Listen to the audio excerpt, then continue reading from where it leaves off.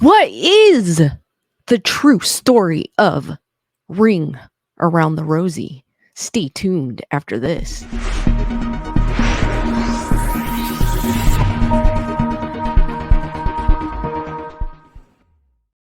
What's up, Grayson Report? Happy Thursday. We're almost to the weekend here. Maybe some of you are already at the weekend, but I found this cool article that I wanted to share with you, and it is from All That's Interesting.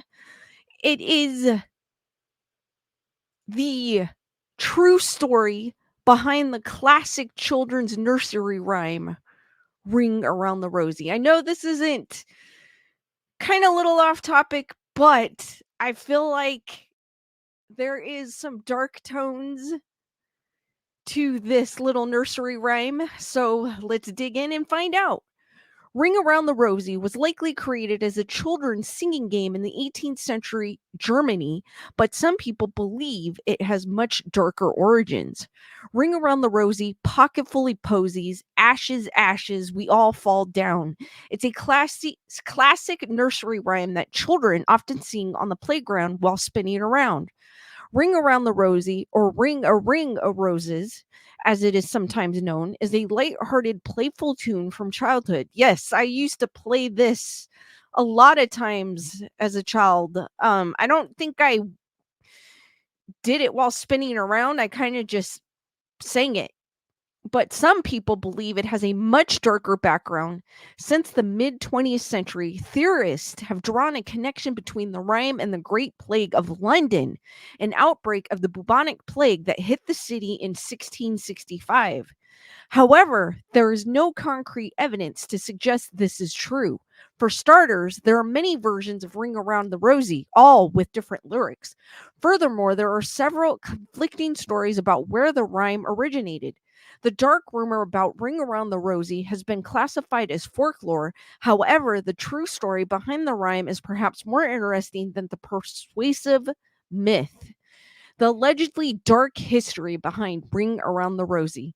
According to many sources, including James Fitzgerald of the Londonist, Ring Around the Rosie refers to the Great Plague, and the harmless nature of the rhyme serves as a foil for one of London's most atavistic dreads. The rhyme, as quoted by Fitzgerald, reads, Ring a roses, a pocket full of posies, a tisho, we all fall down. Fitzgerald and others have cited the roses in the song as a euphemism for the deadly ring rashes caused by the bubonic plague. The poises, one of the few consistencies across versions of the rhyme, were bunches of plants people carried around as a supposed preventative measure, a tissue referred to sneezing, and everyone falling down suggested death. The more common ashes to ashes versions of the song is often associated with cremating the dead, and while Fitzgerald claims the rhyme was about the Great Plague, others have traced the reference back even further to the Black Death of the 14th century England. But that doesn't quite make sense either, because as the Natural History Museum acknowledges, cremation was banned in England after the end of Roman rule, and it was not made legal until the 1880s. I wonder why. That is I wonder why they banned it. That's something I need to look into later. That's kind of interesting. It is these inconsistencies that cast the first stone of doubt at the meaning of Ring Around the Roses. If the song truly were a reference to the Great Plague or the Black Death, why would the details not remain consistent? This explanation only gets muddier when other versions of the song are considered, many of which don't feature any dark allusions to death, such as a ring of roses, a pocket full of posies. Oh my God. One for Jack and one for Jim, and one for little Moses, a churchy in and a churchy out, and a churchy altogether. I have never heard this version or the latter version that I read earlier. Often children playing the game race to curtsy, stoop, or fall. In various versions, whoever is the last to do so, many have to stand in the center of the circle or even confess who their crush is. As folklorist Stephen Wanique wrote in a 2014 blog for the Library of Congress. In many versions, then, the roses and posies signify what flowers often signify in traditional European cultures, not suffering and death, but joy and love. So, if the meaning of ring around the rosies isn't actually death, why did the theory become so widespread? I want to say, to go back on what it said earlier, why there's different versions. You know how um I want to say this is something that was told by mouth throughout the generations. So you know how when a rumor goes from one person to the next, and by the time it gets to the last person, it changes. That can explain why it has changed.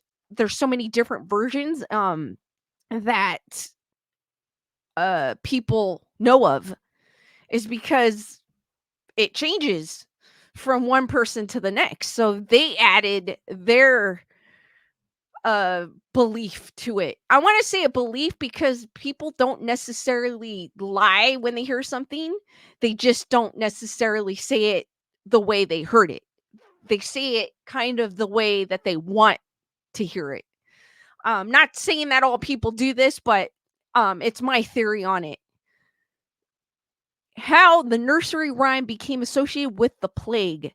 Depending on which plague the nursery rhyme allegedly alludes to, it's either the Black Death or the Great Plague. One thing in particular creates some skepticism about the interpretation. The earliest appearance of Ring Around the Rosie in English was in Kate Greenaway's Mother Goose or the Old Nursery Rhymes in 1881.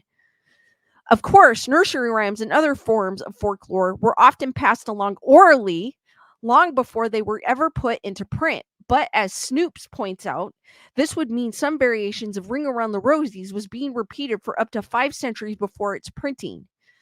This would make the rhyme older than the Canterbury Tale, so why aren't there Middle English versions of the song?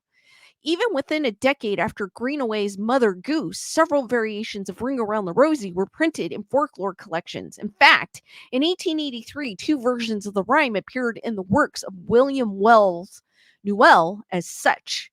Ring a Rosie, a bottle full of posy. All the girls in our town ring for little Josie. Round the ring of rosies, pots full of posies. The one stoops the last shall tell whom she loved the best. Ooh, I like that one. Once again, these variations of the nursery rhymes have no allusion or reference to any sort of plague. It wasn't until 1961, in fact, that this connection was even made for the first time. So I'm wondering what happened in 1961.